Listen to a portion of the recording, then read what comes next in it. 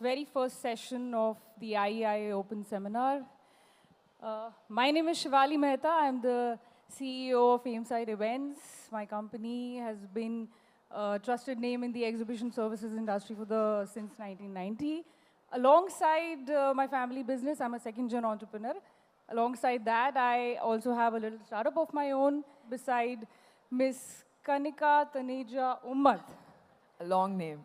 Yes, but a rather heavy one because she's had a total professional experience of over 29 years.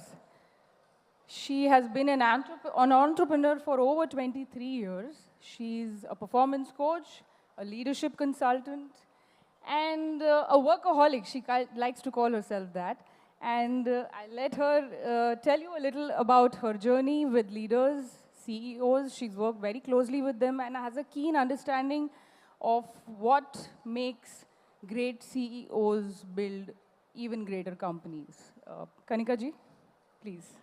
Shivali Kanika, not Kanika ji. Okay, Kanika from here on then. Hi guys, so yeah, I've been an entrepreneur since 2001, working over 30 years now. Workaholic, I guess. When you have your own company, there is nothing else that you can do. Journey has been exciting. When I started my company in 2001 and I started another one in Singapore in 2014, I worked with the managing directors and CEOs and heads of the organizations to get them to the next level. As a performance coach and a leadership consultant, it's like a privilege to work with the leaders to bring their companies to the next level, working through the culture, working through their tier 1 teams. And that's exactly what I've been doing. Each project is so deep dive that you tend to become part of their ecosystem and then you start to understand what kicks them. Some of the large organizations that obviously 30 years is a long time. I worked with the likes of Accenture and Deloitte and EY and JP Morgans of the world. But I've also worked with mid-sized organizations which were 100 plus or 200 plus organization on the verge to get into the, as you say, hockey stick performance growth. Culture has played a huge role in making that happen. And when Suraj and Shivali, we talked about it, and I said that's like the ideal thing to talk, is that culture is no longer a softer thing, boss. It's become like it's like a survival or existence for an organization. So yeah. Absolutely. We are delighted to be talking about a very sensitive and a rather crucial topic Surajji has given us. It's called the role of CEO, an evangelist for culture. So before we delve deeper into this topic, I'd like to align ourselves and make sure that we are on the same page. I'd like any two members from the audience to tell us what is their understanding of culture. What does culture mean to you? Anybody would like to volunteer? Culture eats strategy for breakfast. How many of us have heard this quote? I'm sure a lot of them. Can we have a show of hands for all of the people who've heard this quote? Right, 2, 3, 4, 5, 6, yes. Culture eats strategy for breakfast. Culture is very hungry, huh? Okay, I'm sure that's not the case. So, Kanika, I'd like you to tell us what is the implication of this quote in today's time. Peter Drucker, the famous management guru, said this many years ago, but I think this is quite true and now more true than ever. And I'd like to understand, although I never fully understood the implication, so could you help us a little on what is the implication of this quote? So Shivali, let me just put this question back to you, okay? You are the CEO of the organization. Mm-hmm. You've been part of this organization which was started by your dad and you took it over, okay? What does culture eat strategy for breakfast actually mean for you? For me, it means that if I don't have a strong value system in my company, I will not be able to go very far with no matter what strategies I build. That's what it means to me. Because I think the values of the company, or maybe the values that my father has passed on to me, and now I will pass on to my team, those are the ones which are holding us together rather than anything else. And I have worked with a lot of MSME companies too myself, and a lot of second, third gen entrepreneurs. For them also, I think it's been my experience that it is the value system. Mostly, it is the core values of the founder or the leader that kind of binds the organization together. So the success of the organization is largely founded upon the culture. That's what it means to me. Am I right? Yeah. Absolutely. Very well said, Shivali. Culture eats strategy for breakfast. We all know that, every year we can take all the leaders to an offsite location, get them into a boardroom, do the entire day of a strat meet, and come up with a strategy, do a BCG matrix, do a SWOT analysis, and all of the business model canvas. All done. But if we do not have a culture to make it happen, I think it's an absolutely waste. A strategy is what it is. It's a strategy doc. And culture eating strategy for breakfast means that it's like something, culture will start with a strategy but take it for a long day. As a leader, if I don't build a culture which is a behavior in which we want to make it happen, just to give you an example, my strategy could be that I have to achieve, I want to be a number 2 in the industry today. And that's my mission. To achieve that, that's my strategy is I'm going to do ABC. Now to make that happen, you have people, right? The human talent. And that talent is what value drives. It's not the machine. And culture is the human part of the organization. So yeah, I completely agree with you. I mean, none of the organizations would have existed if there was no culture. And while you were saying that, the human part of the organization, it's amazing how humans often find ourselves balancing between duality. Duality in life, in our professional life, feminine, masculine, intuition and intellect, culture and strategy. So duality, it's a tough balancing act, isn't it? The life is on balance, right? A lot of CEOs here would vouch for that, wouldn't they? Yeah. I think we all balance every day for everything, don't we? Right. Tell me what extremism has worked for us ever. I don't think so. Absolutely. Balance is key. Yeah. I think, so let's move forward. Let's look at some numbers about culture.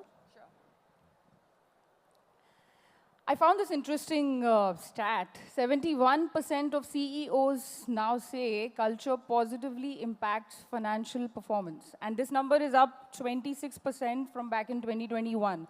Just within a matter of 4 years, there's been a striking shift in the mindset of leaderships. Kanika, what do you think is driving this change in thinking? And how are the leaders of the world dealing with it? So Shivali, 𝐸𝐻𝐷RICS struggles is #1 in the executive search business, and they have the right to say that, yes, 71% of CEOs say culture positively impacts financial performance. Let's understand where this is coming from, okay? COVID or pandemic defined a lot about how organizations work, how we work as people, okay? And COVID kind of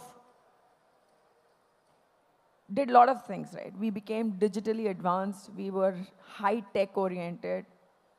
The teams got scattered across the globe. Willingly, unwillingly, we had to make it happen. As a leader, it became a challenge. But that challenge helped us learn a lot.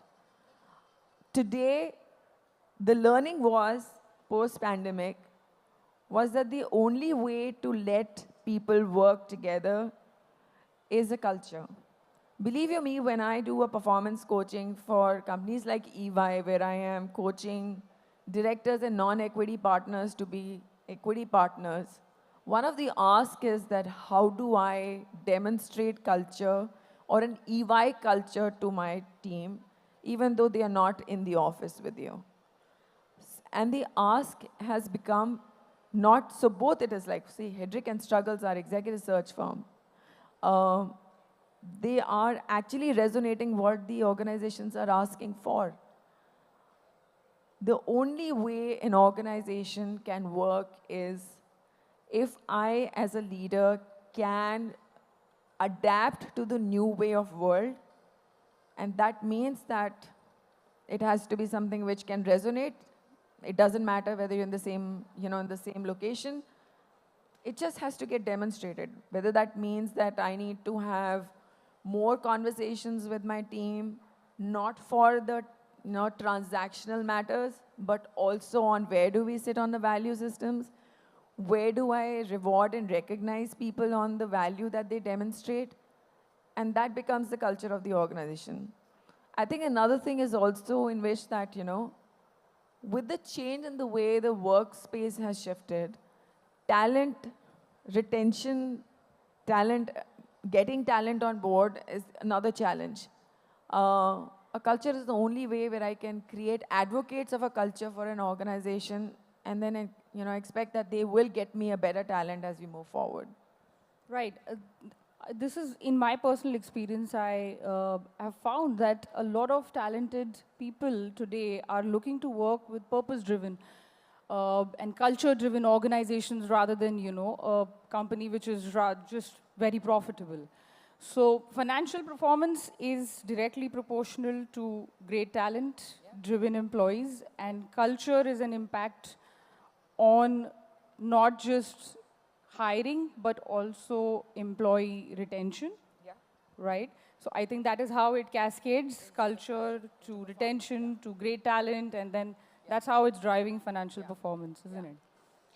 I heard this fact I think it's 2023, Mr. 𝐼𝐿 Murthy of Infosys gave this interesting comment on culture. We could relate it to culture. He said that India's youth should adapt the 70-hour work week. I'm sure we all have heard that one, right? The 70-hour work week that Mr. 𝐼𝐿 Murthy recommended, and it was much highly debated. He did say that, a work culture a hustling work culture rather, would drive productivity, financial performance, and growth of the nation. He related working longer hours directly to the growth of the nation. Kanika, what do you think was in his mind when he said that? And how will that ideology survive in today's times?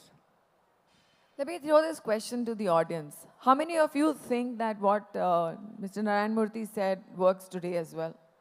Do you think that's something which we can have as a work culture? I can hear people. What do you think works? Does this work in today's world or not? No, it doesn't. Why? I can't hear you, sir. Can we give them the mic, please?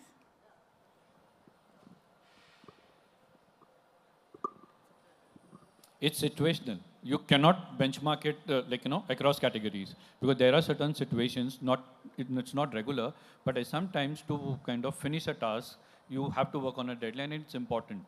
So I think there are exceptional cases, but yes, it cannot be kind of benchmark, it has to be that way around. I agree with you, but tell me a situation where there is a deadline and you are not expecting, but it's a part of the thing that people will stay on and say bye to the family for next 3 days and think, let me finish the work. Does that happen still? See, I think yes, but at the same time, I think from a management perspective or a CEO perspective, the transparent communication is very important. Like you can go tell your family, this is the, issue, this is the challenge, and it's important that, we focus our minds dedicatedly, be in that room, you will not see me for next 3 days. And let them assure, once those 3 days are over, you will get a 3 days off later on. So Correct. I think it's how the way you handle and manage things. Correct. So do you think that this, as a value system in the organization, that can still be an ethos for an organization? That if the situation demands, and guys, this is for everyone, if the situation demands, do you still feel that your team will be with you to punch in those 70 hours a week just to make that happen and make the company grow? If you have the right culture, yes. Thank you so much. That's exactly what I wanted to say. if you have a culture of, valuing hard work, if you value people for the value that they bring to the organization, then I think anybody will be willing. I mean, I was just talking to Shivali, backstage, and she said, do you actually see it happening? I said, I just recently had one such experience. I worked with a smallish organization. I'm a performance coach for them for next 15 months. And today, when I see them working, they are on a like supersonic growth trajectory. I will, the kind of culture that is driven in the organization is that, boss, if you're working, you know that you're adding value, you will be valued. And that's something which makes people work on and on. I think that makes them, that also brings that kind of pride in people when they're working. So they no longer remain as your employees, but they become a partnership in the growth paths, right? So yeah, that's exactly what happens. I'm glad that Kanika has shared a personal anecdote here, and Kanika bless me so that I can become one such leader who has this magnetizing personality. And oh yeah, she's doing some business development also here. Yeah.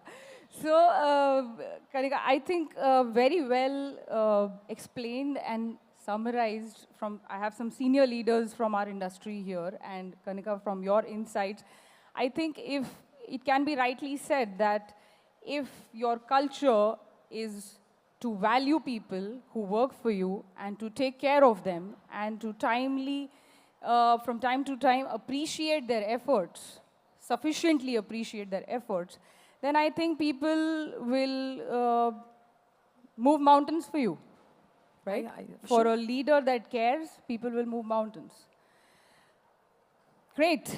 I think this is a fair transition to look at some of the trends that we have seen in India.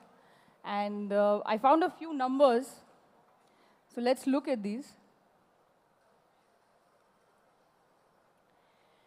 So we have on the slide here, these are some recent studies, not very old. And there's been a fair amount of talk about the toxic work culture in India as compared to our Western counterparts. I don't believe that is fully true, but nevertheless, we have some data, and let's look at it, and let's share insights. So it says 86% of employees are struggling at work, a study by Gallup. 60% complain about lack of growth, said Microsoft. 59% report burnout in a study by McKinsey. 48% of Gen Zs cite toxic culture as a reason for quiet quitting. Genius Consultants. These are big numbers and kind of alarming. I'm not sure what their sample size was. So, but still, let's talk about what that says about India incorporation and where do we stand looking at these numbers. So Shivali rightly said, I know these are, the biggest advantage for Indians is that we don't just let people go. We are very touchy-feely, human-centric society that brings the same culture to our organizations as well. We would want to value a person who's been in the system, maybe rotate the function, maybe put them on a performance improvement path, maybe give them, some time off to upgrade their skills. We don't let people go so easily. I think the other thing that works for us is, especially for SMEs, smaller organization, you are actually the better of the lot. Because the reason why all these facts, and I don't know these percentage and in what context were they, the data can be used either ways. As an SME, I think we are closely connected with everyone in the organization. So even if the person who has joined the company as an intern, I'm sure you'll meet that person once in a week or 2 times in a week. It becomes easy for you to know what's happening, whether you're happy or not. And I think we've seen ourselves asking this question, which I've not seen happening in a multinational organization. Believe me, I worked in one myself, is we asked our people, are you happy? Have you ever seen that question ever asked in an MNC organization, are you happy? No. We do. And the reason why we do that is because as a culture, we believe in, we have a value system of saying, if somebody is not happy, I want to know why. And can I make something, or can I do something to make sure that the person is happy? Have that kind of conversation, and then take a call, which is mutually beneficial. So I think, in India, one, pure society, two, as SMEs, that's the advantage. And I think Gen Z is something which has been here for a while. We all have Gen Z kids. And the agility is what maybe is missing if we are, one of the conventional running businesses. We need to become more agile. I know we bring a lot of value system. There's a lot of depth in the way that we work. We are strong. We have very great foundations, deep-rooted foundations. We live by the word that we speak. That's the kind of culture. We get respected because of that. But I think we need to also add as a culture is agile. Am I adapting to the want of what the Gen Z is?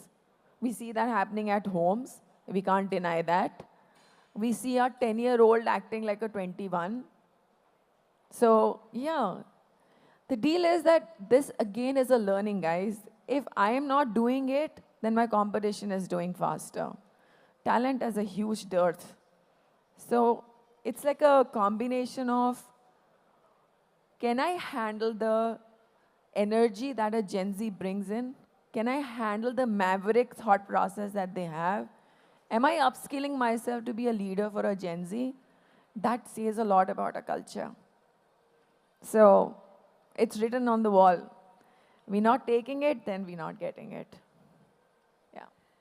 I really appreciate how you're painting a very positive picture and putting a very positive idea about the Indian culture in our mind, Kanika ji. It's very inspiring. But I would like to give a little contrasting view here. Sure. In my experience, there are times, and I'm sure all of you all have come across or, done this. When you're working with an employee in one of the Western countries, maybe a European or an American, as against when you're talking to an employee who's working for a company in India or Asia, maybe.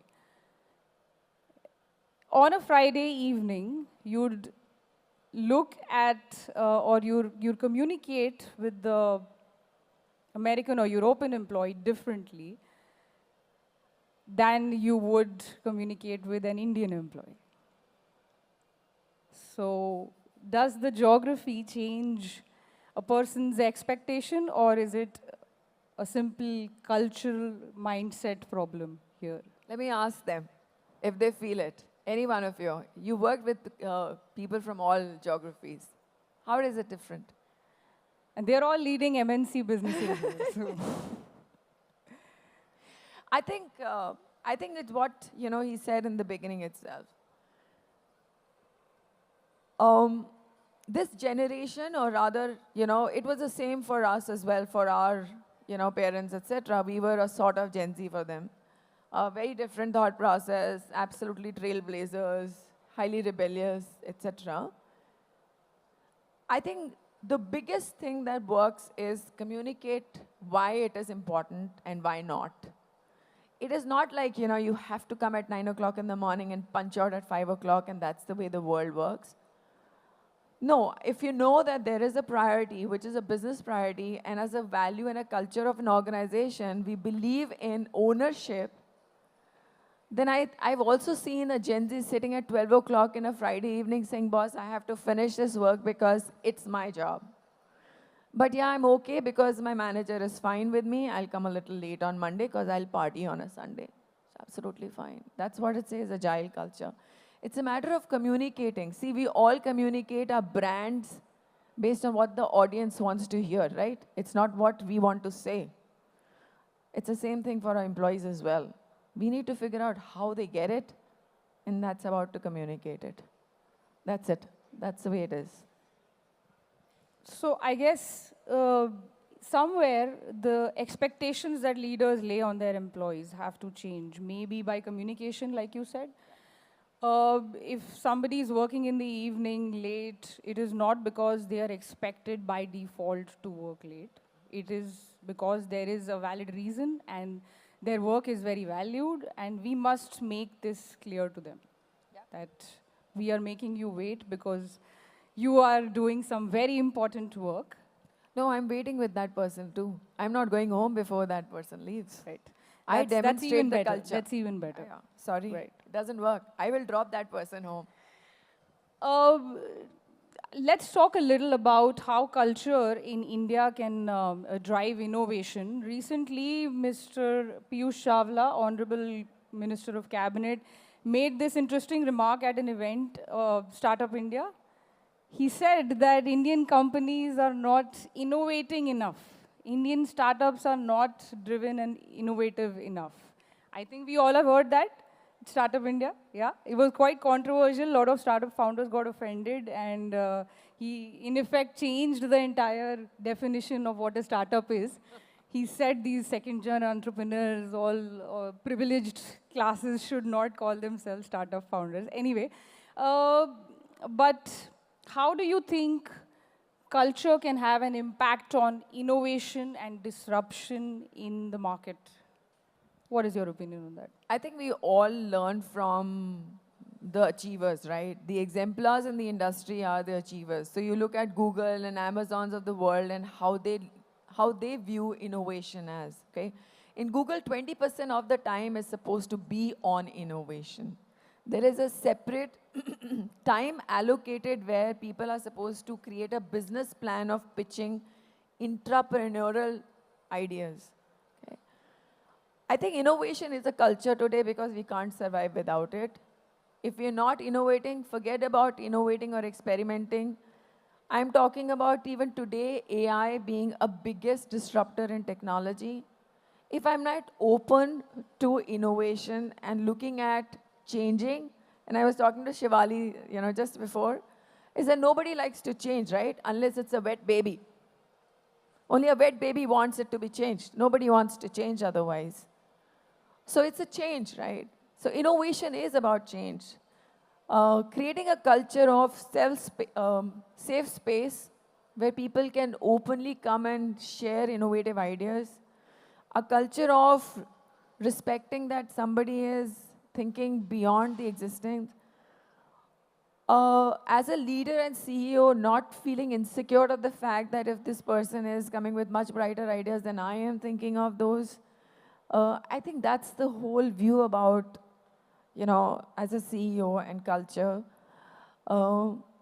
It's like breaking the mold of where people see CEO as confident in the people, confident in self, open to great ideas, willing to take it to the last mile if so it deserves, putting resources behind it because that's the culture we want to demonstrate, and creating a guardrail around it also to be part of a culture. I think, that's what it is. So we're not innovating enough. I think it all gets reflected in how a leader is. Because believe you me, any organization, whatever you see in a behavior of the employee is a reflection of what you are. So if you as a CEO are not doing enough, it will be not reflected in the behavior. And hence the innovation will not happen. Let's talk about Tesla, one of the most innovative companies we are aware of, right? Elon Musk, the poster boy of innovation and entrepreneurship. I think he has been one of the most contrasting ideologies in entrepreneurship that I have come across. Because, and I'm often debating with myself of whether he is an example of a perfect entrepreneur, or he is as flawed and human, or he is some, eccentric who's, just destined to fame. And what is it? What is it that Elon Musk has done for Tesla and SpaceX and any of the other ventures that he has to drive that level of innovation?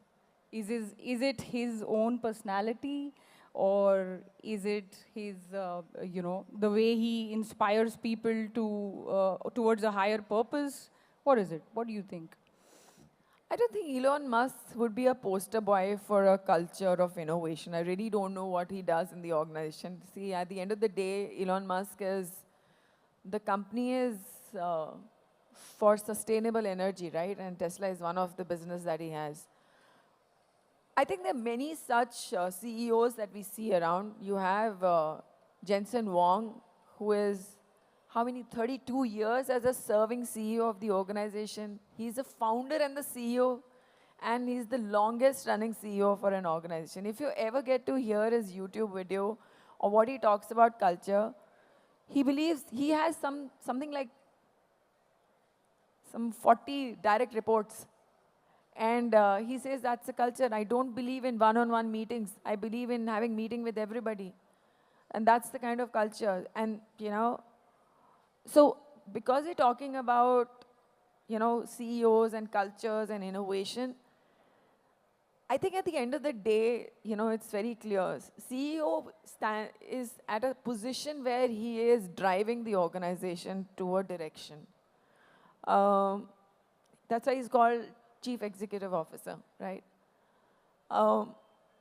If we want to have a culture of innovation in the organization, then I need to demonstrate what the culture is, what is innovation, and how do I want to bring it to the table.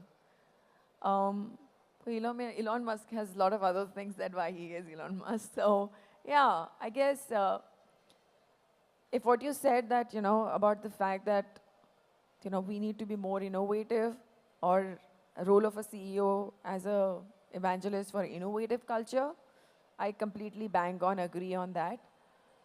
You need to figure out what that culture is, what value, how is it aligned to the purpose of the organization, and how do you want to take it forward? Because it's not like one day I kind of, launch, we have a culture of innovation, and 6 months later we are going back on our word saying we can't do it. So yeah, not that. It has to be well thought of. I think the West has always been a couple of steps ahead of us, and there's always something that we can get inspired from and learn from some of the greatest companies who have successfully not just brought up their businesses, but have also shaped a culture of consistent innovation, consistent creativity. Some of them we are very well aware of are Apple, Netflix, Microsoft. They never stop. There is something that keeps them going. No matter how many CEOs change, no matter how many management changes are there. Do you have any such examples that you can give us from any company that you've worked with, apart from these big names that we know, who have successfully shaped a culture? Or have you witnessed a moment where culture was being shaped either by intention or unintentionally by the leader? So most of the organizations, and that's what my job is. One of such quite recent engagement I had with Indian business house, a big brand. One part of the business was carved out of it. Therefore, from a P&L or a business point of view, became a startup, but still part of the larger brand, separately listed. The CEO and managing director of the organization had a fear that the old ways of working will start, seeping into this new team.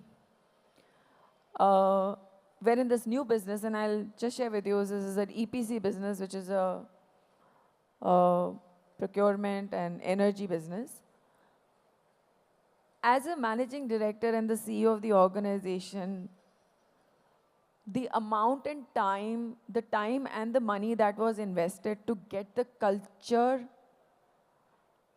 rightly set, it's amazing. And I've seen that happening because my engagement with them was for good 2.5 years, where at any intercept of leaders, whether there was a leadership meet, whether there was a project site open hall, all of that, the leaders were asked to first articulate what culture meant to a person, to a blue-collar guy who was even, tightening a nut and bolt on a electrical pole that you see. That's the level of investment you need to do in terms of time and engagement to ensure that the culture becomes a part of your organization. So yes, and it's an Indian company. That's great. So Indian companies are catching up fast. Huh? Wow, they have no other choice. Great. So it would be right to say that a great culture is formed by intention. It does not happen by chance. I won't purely agree to. I guess people who start the company bring in their own culture, and on the basis, it's a foundation of an organization, right? Mm-hmm. It's a value system on which you actually start an organization. Those are non-negotiables. If integrity is a part of my value system and that's the culture I bring in, then that's a non-negotiable. So it's whether it's intentional or by default, I think it's just there. As you said, we are humans, and that's why we want to bring in our like-minded people onto the system. Because you can't actually change somebody's value system, right, Shivali? If for me, I know that I need somebody who has to be high on integrity, highly collaborative, I can't change that in a person. Each person is a bundle of their own value system. So I have to, that's the basis of a... Now, as against that, I come from an SME, a second-gen entrepreneur. The first generation of my company never actively tried to shape their culture. And I don't think any of the traditional family businesses in India actually invest in shaping their culture. But still, there is a culture, right? There are these implicit values that hold us all together. And, but eventually, I think if we leave it to chance for too long, then it's going to go down. So Shivali, if you see the first-gen entrepreneurs, times were very different, right? There were each one of them actually invested time to meet the person they had to onboard. It was a long time, it was invested time in that person. You spent time to know him, her, figure out where they come from, had continuous conversations. The digital world was not there predominantly. So the kind of people they bought on board were hugely tested, which is what is changing now, right? So the world is moving so fast that these conversations also have become very short duration. And we want to get I want to just do a psychometric on the new recruit and figure out whether he's aligned to my value system. That's the world we're looking in today. So I think it was a persona of the head of the business, as you said. There were no CEOs then, they were like the heads of businesses, right? It's just a persona of that person would just drive a person to join the company. Like, for example, you've seen Bajaj, you've seen, Reliance. These are heavyweights of Indian corporate.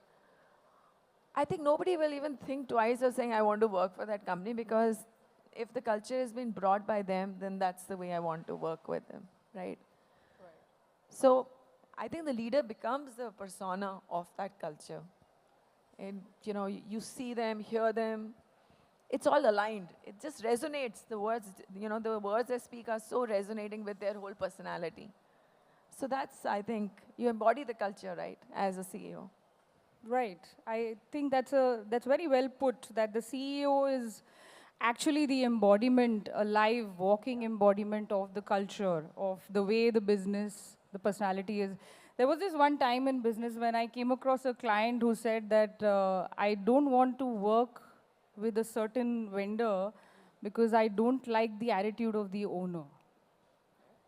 And at that time, I thought that the attitude of the owner, no matter how good the company's work or service or quality may be, the attitude of the owner actually becomes the attitude of the company, right?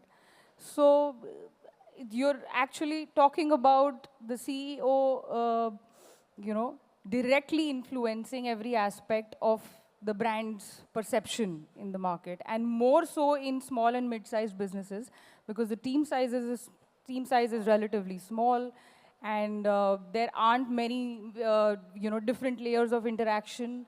So you're often dealing directly with the top management or the leaders, and at that time, the leader's personality becomes like a make or break kind of a situation, right? Yeah. I came across this interesting research piece where I found Netflix culture deck.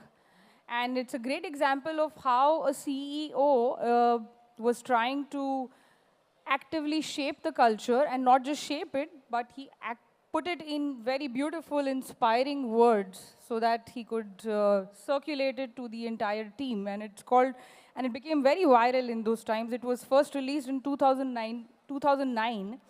The culture manifesto that went viral it was created by Patty McCord, Chief Talent Officer of Netflix, and Reed Hastings, the CEO.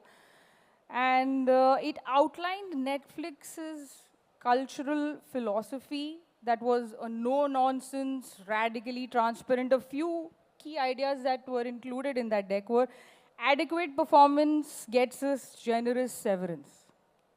We are a team, not a family. I like that one. Context, not control.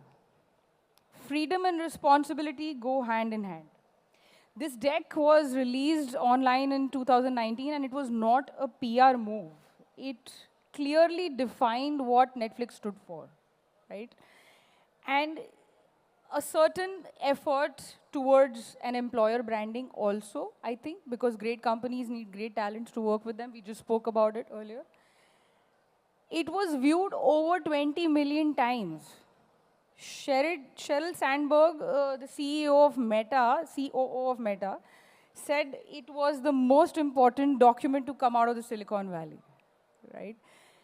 So that just tells us that how much a CEO can bring to the table when it comes to shaping the culture and articulating it in as clear and clear context as possible. Apart from embodying it, this is what else you must do. Do you think that an SME too could follow the footsteps? Absolutely. I think, just to take one of such statement, right? Freedom over responsibility, team and not a family. I think these are very clearly articulated statements for a culture which defines how you want your people to behave in the organization, okay? So as an SME, I think it becomes even, you may think as SME, and I'm considering SME as 50, 60 people, a team. A small size company, a mid-size would be 150 or so. I think one of the things that I've seen while I've worked with SMEs is that, you have the whole vision of the company written on a big metal plaque at the reception. It's there, shined every day. I think it becomes even imperative for an SME to write the culture as well there. Because whoever comes to visit you as an organization, see, I think where this is coming from is very clear. A small or a mid-size organization does not want to stay small and mid-size. They want to grow, okay? Now, for us to grow, there are only two things. I need people to trust me. I want shareholders to trust me. I want my vendors and suppliers to trust me. I want my the talent that I'm trying to get into the system to trust me. How do I let them trust me if I don't come out very clear and open that this is the values that we have in our ecosystem? And that's the way we need to articulate our value systems or our culture. Because it's not about what you think. I might be a great, I might be genuinely a person who, for me, integrity is non-negotiable. But that may be a hygiene factor for an organization. But what is it that my value or my culture statement talking to a vendor who enters into the system? A vendor who would be willing to work on my terms and condition if they trust me, purely because of the value that I kind of demonstrated. So the same value is saying if I send you a, if I'm asking you some of my products to keep, if they don't sell, I will take them back. I will take it back from you, no questions asked. That's the value. And if it's not demonstrated, then, so that becomes the culture of trust.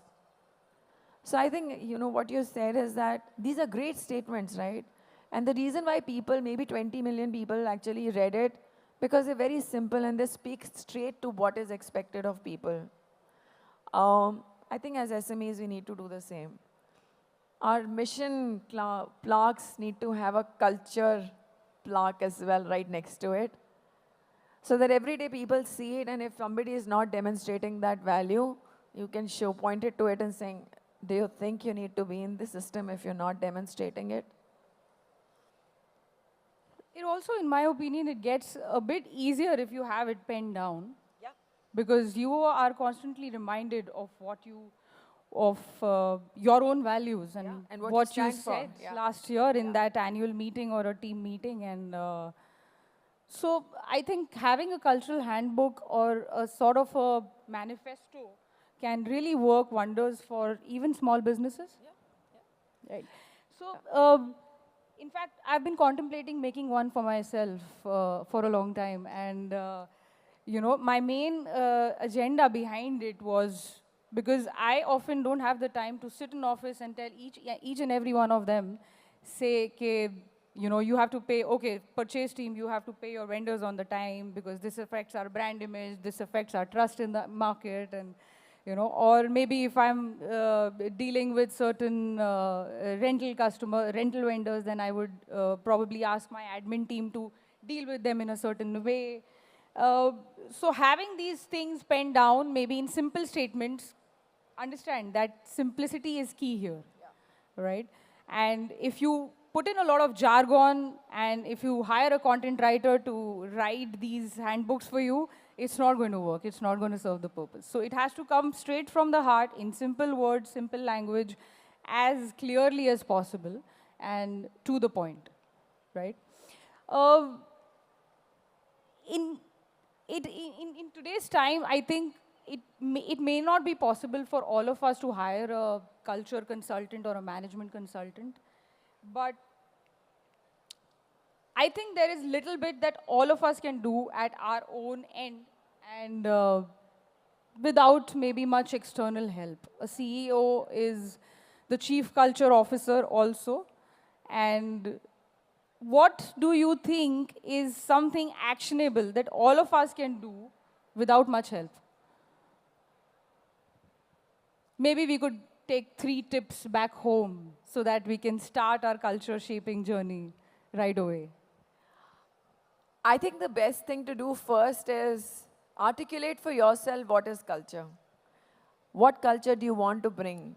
Look at yourself, your competition, people in the industry. What is it that you believe in? I think that's the first step, right, Shivali? Get your top layer of the team, sit with them and co-design your culture. Identify the non-negotiables. Because believe you me, your core team is what is going to cascade it for the rest of the organization. So get your team together. It is not a one-man's job. Get them together, go through that brainstorming, thrash it out. Typically, a culture document actually takes, a couple of weeks to come through. Because everybody has to agree to it, right? That's the first 2 things to begin with. And then, in terms of ensuring that the culture gets cascaded at every level, I think we need to continuously keep checking. Evolving. Yeah, and keep evolving and reflecting in the behavior that we do. That's all. Great. I think that's very actionable, and I'm going to try it right away as soon as I get back to office. I hope you all are too, and I thank you all very much for listening to us this morning. I know it was a busy morning, and We already overshot our time, right? Yes, and we've overshot our time, so we'll wrap it up quickly. I'd like to thank IEIA and the committee to invite us here and discuss this topic. And Kanika ji, thank you very much. Thanks, Shivali. And it was lovely chatting with you. Same here. I hope Thank all you, enjoyed. everyone. Thank you so much.